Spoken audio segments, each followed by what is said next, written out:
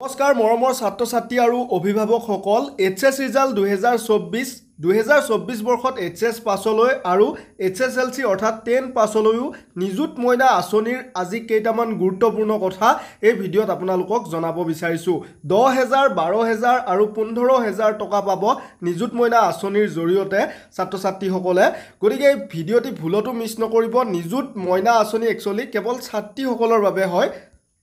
নিযুত মইনা আঁচনিৰ ওপৰত ইউটিউবত বা গুগলত বিভিন্ন ধৰণৰ ভুৱা প্ৰচাৰ চলি আছে গতিকে আপোনালোকে নিযুত মইনা আঁচনিৰ ওপৰত সঠিক তথ্যখিনি আজিৰ এই ভিডিঅ'ৰ জৰিয়তে লাভ কৰিব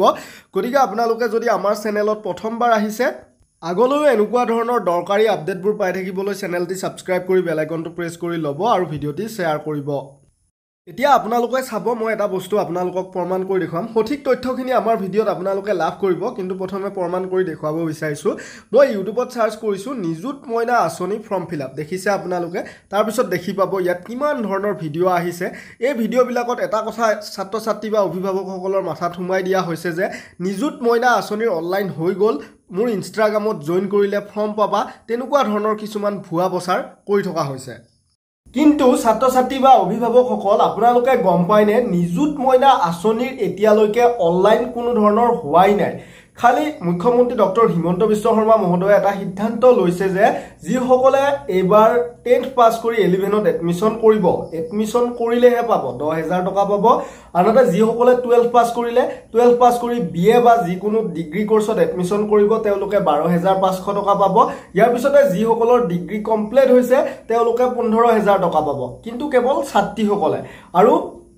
এই কথাখিনি ঘোষণা কৰাৰ পিছত কোনো ধৰণৰ পৰ্টেল মুকলি কৰা নাই নিযুত মইনা আঁচনিৰ অনলাইন আবেদনৰ বাবে কোনো ধৰণৰ ফৰ্ম মুকলি কৰা নাই আৰু এই প্ৰক্ৰিয়া এডমিশন কলেজৰ এডমিশন বিলাক হোৱাৰ পিছত হ'ব 12 ৰ এডমিশন হোৱাৰ পিছত হ'ব অৰ্থাৎ বিএ ফাৰ্ষ্ট সেমিষ্টাৰৰ বিএসসি বিকমৰ আৰু 10th ৰ এডমিশন ইতিমধ্যে হৈছে লাহে লাহে নিযুত মইনা আঁচনিৰ অনলাইন প্ৰক্ৰিয়াবিলাক হ'বহে হোৱা নাই অভিভাৱক বা ছাত্ৰ ছাত্ৰীসকলৰ মনত কিছুমান এনেকুৱা ভিডিঅ' দিয়া হৈছে যে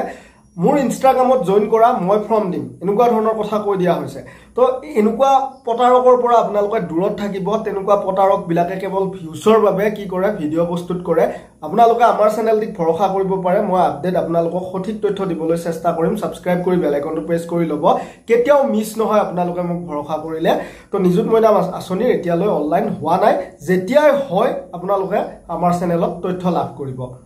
বাকি আপোনালোকে যদি কিবা জানিব লগা আছে কমেন্ট কৰিব আশা কৰিছো ভিডিঅ'টি ভাল পাইছে ধন্যবাদ জয় অসম জয় হিন্দ